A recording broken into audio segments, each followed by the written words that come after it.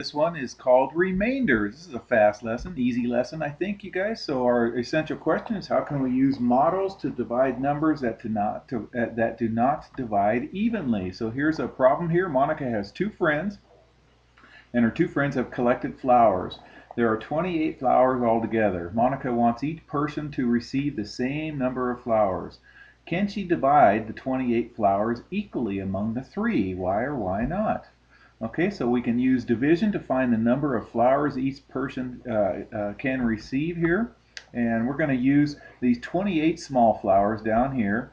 Draw three circles to represent the three kids, and then we're going to share the flowers equally among the three groups or the three circles by placing them inside the circles. Okay, so I moved it up there, and so it says use the 28 flowers. Here's 28 flowers, and we count them up, and then draw three circles to represent the three kids. Okay, there's the three circles right there. And then we're going to share the flowers amongst equally into the circles. So I'm going to put one in there, one in there, one in there, and I'm going to just keep going. If you can just be patient with me for a second, I'm going to just do one. Whoops, I should do even it up, put it over there also. So now they all have two. So now they'll all have three. Okay, you guys with me? I'm going to keep going. So now they all have, whoops, this one has four. I better give them all four. Okay, I got to keep up on pace with them all. Okay, so now they all have four. All right, so let's give them another one. Give this one another one. Okay, give this one another one over here. Let's even that out a little bit. Okay, so now they all have five. Okay, give that one another one. Give that one another one. And give this one another one. Now they all have six. Okay, give this guy another one over here. This guy. This guy. Now they all have seven. I can put another one in each one. So one there. One there. One there. Now they all have eight. I can fit one more in each one. One there. Okay, one there. And one there. Okay, so they all have nine, and there's this one little bit left over. So share the flowers equally amongst the three groups by placing them in circles. Okay, so each of them has three circles. Well, that was kind of weird, huh? And then I'm going to just flip that up right there and put this is called the remainder right here. Okay, so let's answer some questions here. So find the number of flowers in each group and the number of flowers left over. Okay, so there should be an R right there. Sorry, let me get that in there. Okay, and then so how many flowers are in each group? Well, there's nine in this one, nine in this one, and nine in that one. So when there's nine flowers, and there's this one flower left over right there.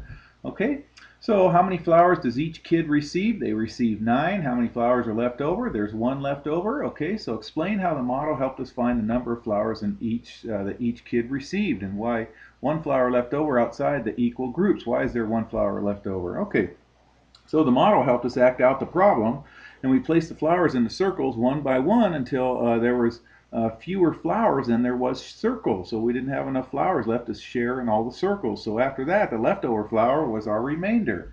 Okay, and if there was two left over, then two would have been the remainder. But here there was one flower that was remainder. So using the flowers to represent the actual 28 flowers, how many kids can you distribute nine flowers to each? And will there be any flowers left over? Okay, well that's just what we just did right there. So explain. Okay, so the first question is, how many kids can we distribute nine flowers to each? Well, three kids. We just did that right there. And was there any flowers left over? Yes, there was one left over. And how come? Because 28 cannot be divided evenly by 9. 27 can, but 28 can't. 9 goes into 27 evenly three times, and there's the one flower left over on that. Okay, so there's a model of how we can divide. So when a number cannot be divided evenly, then the amount left over is called the remainder. So that one flower left over was called the remainder. Let's do this one. Use counters to find 39 divided by 5. Okay, so I've set up 39 little counters, and we're just going to pull those into the circles, and we're going to share the counters equally among the 5 groups, and the number of counters left over is the remainder. So it has to go equally. So let me get my little grabber here. So I'm just going to start putting one dot in each circle. Okay, so there's another one. There's another one. Okay, and hold on. So they all have one dot in there. So I can put several more in there. I don't think I can grab two at a time. Sorry. You can just be patient while we go through. Whoops, one there. one there. I don't want to get carried away. So now they're all going to have 2 right now. Okay, so now they all have 2. Let's grab another one. Now they're all going to have 3. How many can they all have all together? Okay, so and that's what we're doing, is we're doing 39 divided by 5. Okay, so I don't know if you can see this, but each of them can have 7 dots all together right there. And how many are we going to have left over when we put in 7? Okay, there's 4, there's 4, there's 4. Okay, getting closer. There's 5, 5, 5. Okay, I counted them earlier, you guys. There was 39 dots, so we're doing 39 divided by 5. Okay, each one has 5 dots in it. Okay, so now we're going to put 6, another one here, and make sure they're all nice and even. Okay, I can do one more for each one. Okay, so there's another one. I think there's 7 in there. Let's see, 1, 2, 3, 4, 5, 6, 7. Yeah, 7.